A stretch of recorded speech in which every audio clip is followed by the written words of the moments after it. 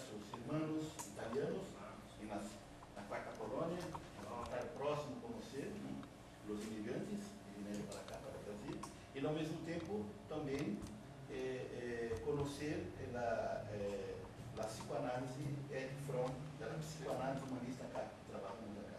E para nós outros é uma honra para que você venha a ser um lançamento, falar de tu livro, escrever um livro, o pensamento de Erich Fromm na filosofia e na psicanálise. Né? O pensamento, a vida, a filosofia e a psicanálise da existência. O Dr. Giorgio Risari,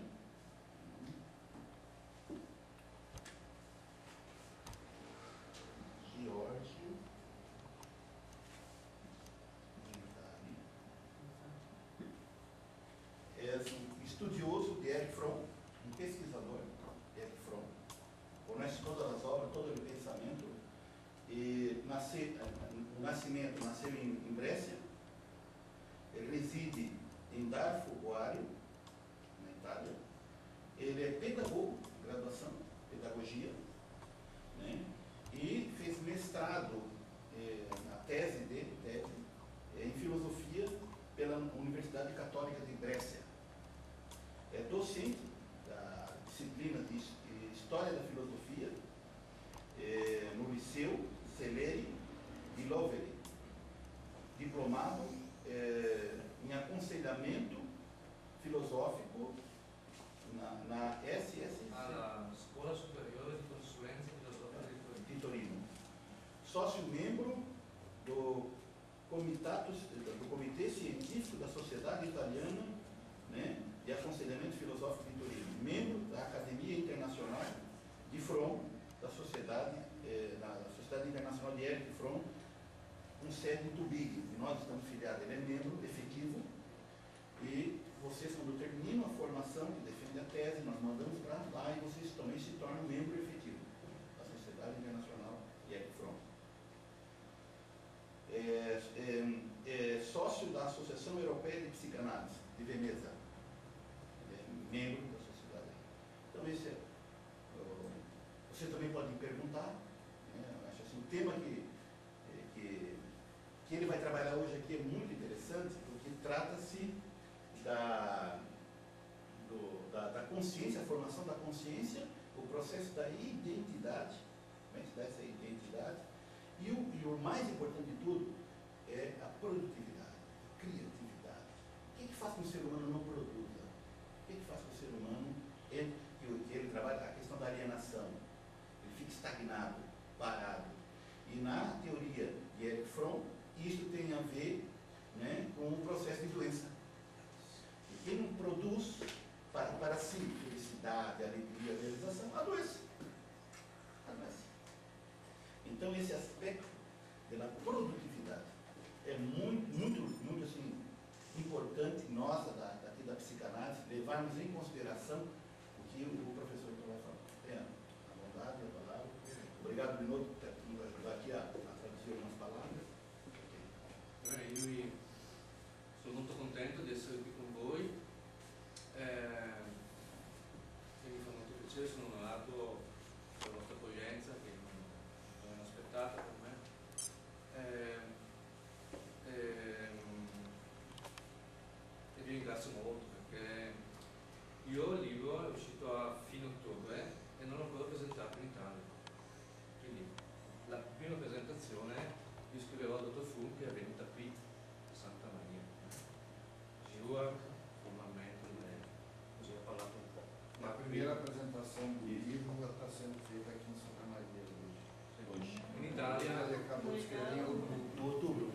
In Italia il libro è disponibile nelle librerie Feltrinelli, adesso c'è anche il codice ISBN, questo non so perché erano le prime copie. Senta na livro para comprar esse livro. Assim, ó.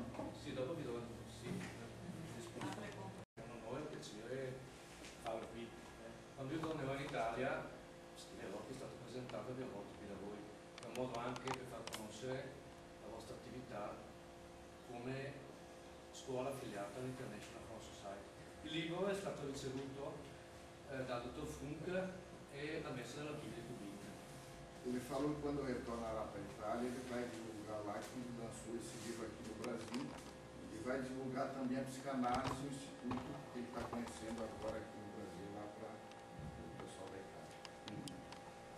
Ma vabbè, allora, E está muito agradecido da recepção que teve aqui no Brasil, da cordialidade, e está muito honrado de estar presente hoje aqui com você. va bene, allora, grazie.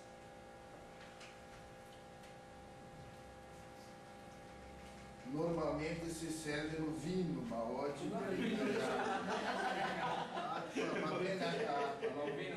Io ho dei problemi di pressione, sono dei problemi di pressione, non Tem problema de pressão, então ele prefere água.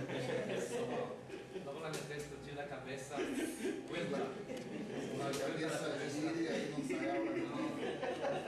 Lasciamo para a notte da sì, da dopo, cena, sì, ogni depois do cosa, jantar. bravissimo, perché sapete che per Fromm dice, sono sempre stato colpito da questo, no? Dice che ogni attività ci vuole la concentrazione.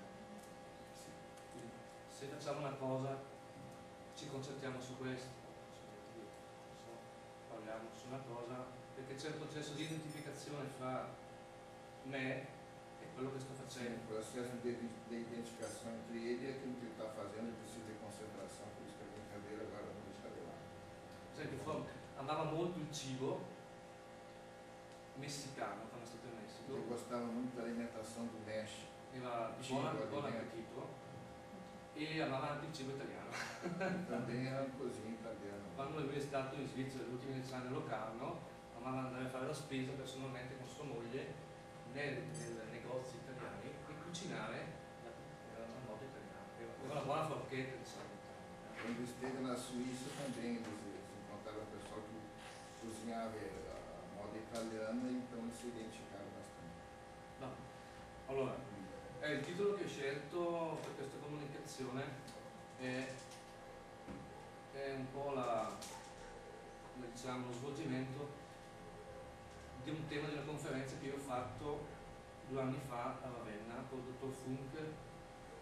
O tema desse assunto de hoje foi escolhido numa conferência que ele teve há uns anos atrás, A Ravenna, 2 anni na fa, novena, 2 anos atrás. quando morì il dottor Biancoli, il dottor Soresi, forse lo conoscete.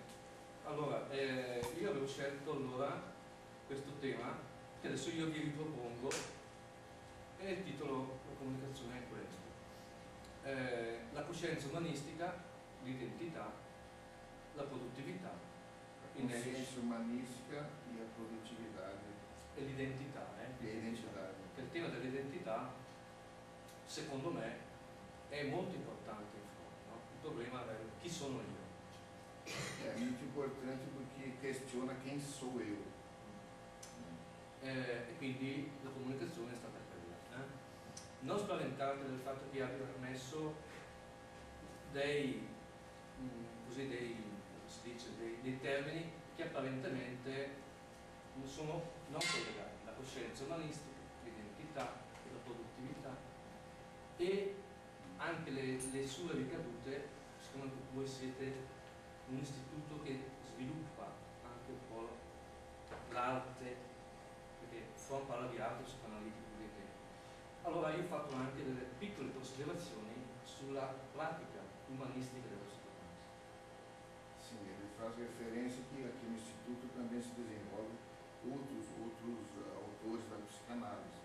E que hoje ele vai falar mais especificamente sobre aquilo que o Fromm da consciência analítica desenvolve.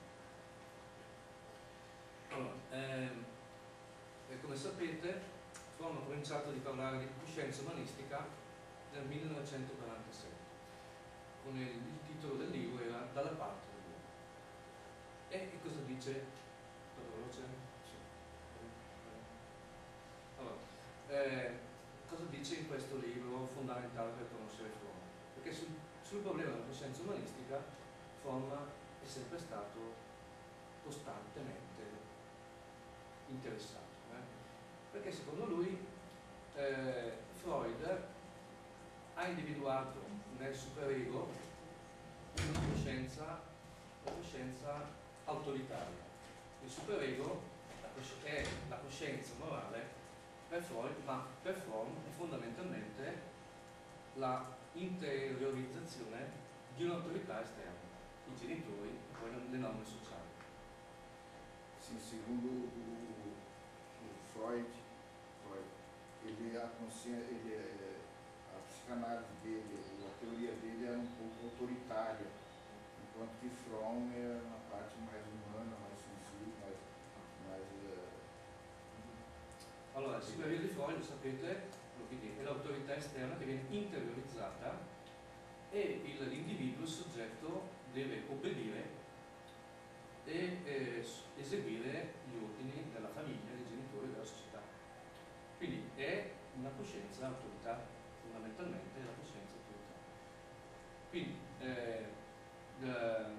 noi tutti possediamo il superiore, la coscienza autoritaria, ma anche una coscienza umanistica, che non è autoritaria. Então a consciência do Fromm, que é a parte humanística, e autoritária, que seria do Freud, porque ele valorizava muito o superego e com isso aí o Fromm valorizou o lado mais... Le due coscienze sono contemporaneamente presenti dentro di noi. As duas consciências estão sempre dentro da gente, dentro de nós. Qual è la differenza fra la coscienza autoritaria, superiore di Freud, e la coscienza umanistica di Fromm? A consciência autoritária do superego de Freud e a consciência humanística de Fromm. È questa.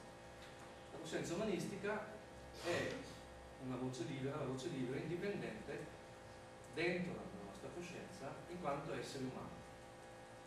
Rappresentiamo la specie umana, cioè la universalità della nostra condizione di essere umani. Non siamo contemporaneamente la versione soggettiva di una condizione esistenziale umana che è uguale per tutti. Quindi noi siamo soggetti umani, soggettività e oggettività. Sim, segundo o Freud, nós somos uma consciência objetiva e subjetiva. Então nós temos que levar em consideração esses dois tipos di consciência. Allora, la coscienza umanistica è qualcosa che è, diciamo, innata, qualcosa che noi abbiamo fin dalla nascita, è innata. A consciência humanística é inata, si traz dentro di noi. Quindi noi nasciamo dotati di questa coscienza umanistica. Nós somos dotados dessa consciência humanística. La coscienza umanistica però deve convivere con la coscienza del superego, cioè la coscienza che Fromm definisce A autorità. consciência humanística tem que conviver com a consciência do superego de Freud. Então aí que há os dilemas e os problemas que acontecem, que essa consciência às vezes a gente não consegue entender direito. Non solo, ma non solo deve convivere, certe volte è schiacciata la coscienza autoritaria, il superego schiaccia la coscienza umanistica. Sim, muitas vezes o superego, a consciência de Freud, ela esmaga, ela se sobressai sobre a consciência humanística. E aí é o sofrimento que acontece com o ser humano por não ter a consciência Infatti, maior, ou que se sobressai aquela consciência do Freud, do superego. infatti dice Fromm, la coscienza umanistica è certe volte molto debole,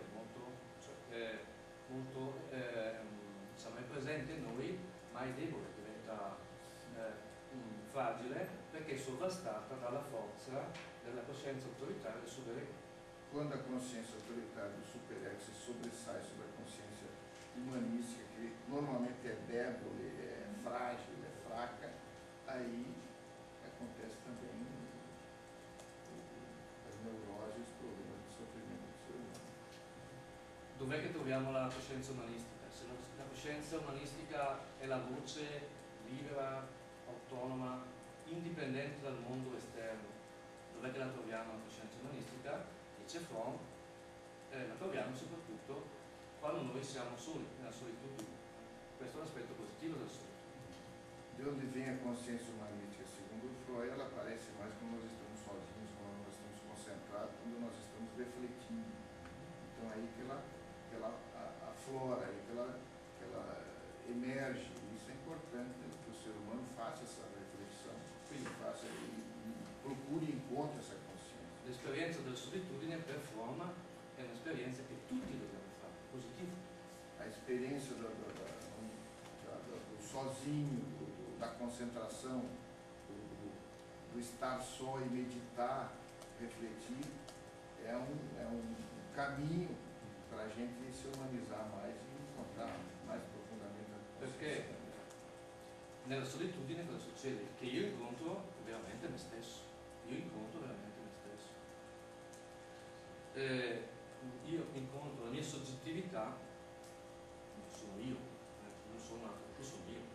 La mia soggettività incontra se stessa e quindi si libera, si allontana dalle tutte le interferenze della società in cui viviamo.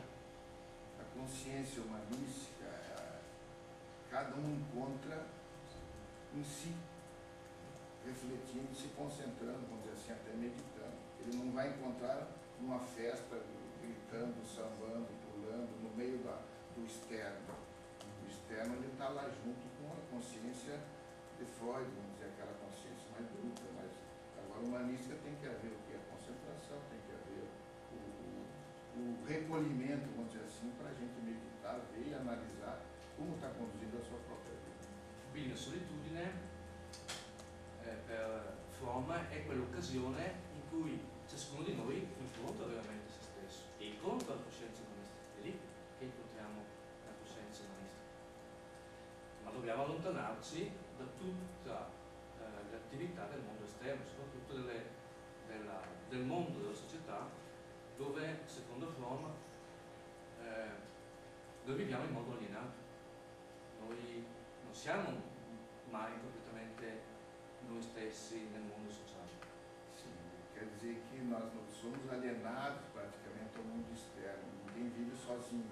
Então nós temos que procurar encontrar momentos para fazer o recolhimento e encontrar essa consciência humanista. E essa consciência humanista só nós vamos encontrar se a gente se recolher e realmente a solitude que ele coloca não é solidão, mas é ficar sozinho, é analisar, é fazer uma avaliação da vida que a gente leva. Então é aí que nós vamos encontrar as melhoras, os erros e corrigir as coisas que a gente não está conseguindo conduzir direito, livrando-se do externo, daquela consciência do Freud, que é mais uma consciência bruta, onde o ego, o superego tem uma atitude muito forte.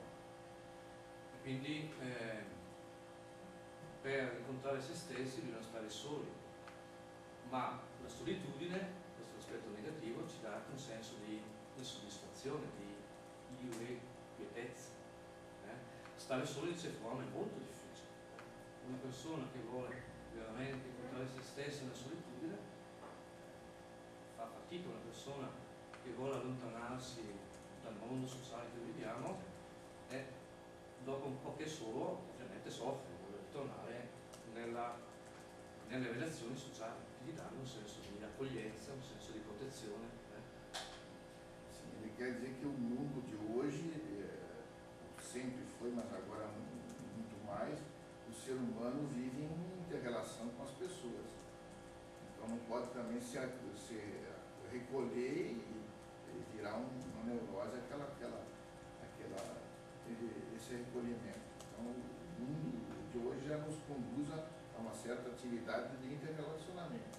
Mas temos que encontrar momentos onde a gente vai se recolher, refletir e analisar a nossa vida para conduzir de uma maneira melhor. Allora, come facciamo a capire quando la coscienza umanistica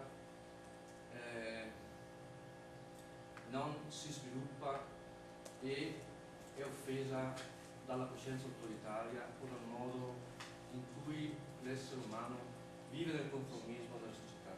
Quando a consciência humanística não se desenvolve, ela se subjuga, vamos dizer assim, à consciência do mundo, a consciência material, a consciência bruta. Nel senso di colpa. Il senso di colpa, molti sperimentano nelle nevrosi il senso di colpa. Isso acontece involuntariamente, sem culpa di ninguém. Molto strano, dice Fromm, in una società dove in fondo la società moderna è molto poco religiosa, almeno formalmente religiosa, ma esistenzialmente poca. La religione, dice Fromm, è un guscio esteriore, però senza la colpa dell'umanesimo non è niente. Não quer dizer que a consciência humana, sem a sensibilidade, sem a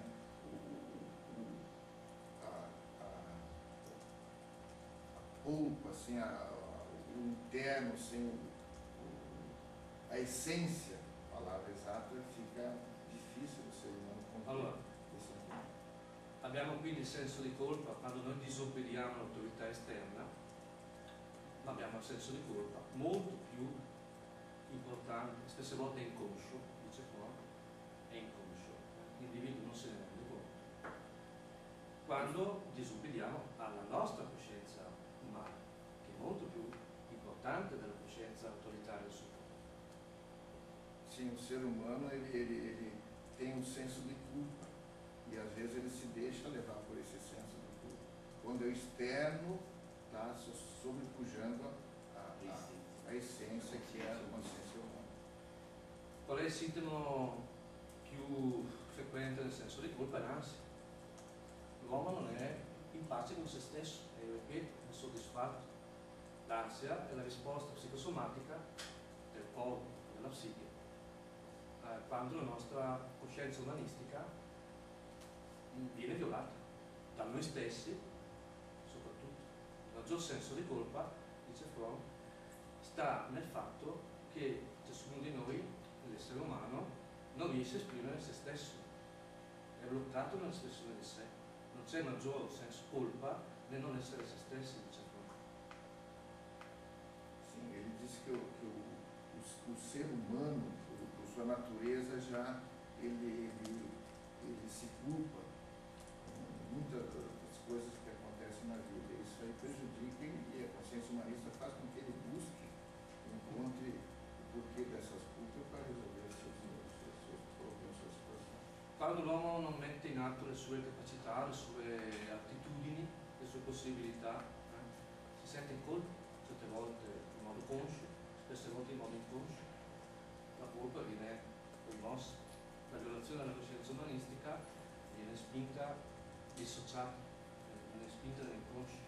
O ser humano, quando não consegue desenvolver seus pensamentos, suas vontades, seus desejos, ele se culpa. E aí ele deixa sobressair aquela consciência bruta in detrimento da consciência umana. Proprio perché lo scopo della vita, dice Fromm, è la espressione continua delle nostre capacità e attitudini nel mondo, e nel mondo, esprimendo noi stessi, troviamo conferma del nostro valore di essere umani. Noi siamo esseri umani quando esprimiamo le nostre capacità nel mondo e riceviamo una risposta positiva, una conferma di noi stessi dal mondo esterno. Le due cose dall'interno all'esterno. Se noi riceviamo la conferma del nostro essere, noi viviamo bene, siamo felici, abbiamo una vita buona, ben vissuta. Se nós conseguimos confirmar aquilo que nós temos dentro de nós, a vida pode se transformar, pode melhorar, ajuda nós a encontrarmos a felicidade, vamos dizer assim. E se nós deixarmos que o bruto se sobressaia, a gente vive em conflito constante. Porque o mundo externo ele tem um poder muito grande, tem uma influência muito grande nas pessoas. Então nós temos que ter a consciência de saber discernir uma coisa do externo e aquilo que vai nos ajudar internamente para nos desenvolver, nos tornarmos mais felizes, vamos dizer assim. Cos'è la nevrosi? negozi secondo Fromm non è tanto il blocco dell'energia sessuale, l'informazione del sì, c'è anche questo aspetto. La negosi è un blocco nella espressione delle nostre capacità potenziali. La negosi è un blocco, il negotico no, è bloccato, non si blocca nell'espressione di sé nel mondo, non riesce, è bloccato. Às vezes são bloqueados em certos procedimentos. Allora, diciamo così. Allora, si può dire quali sono un po' le qualità della coscienza umanistica.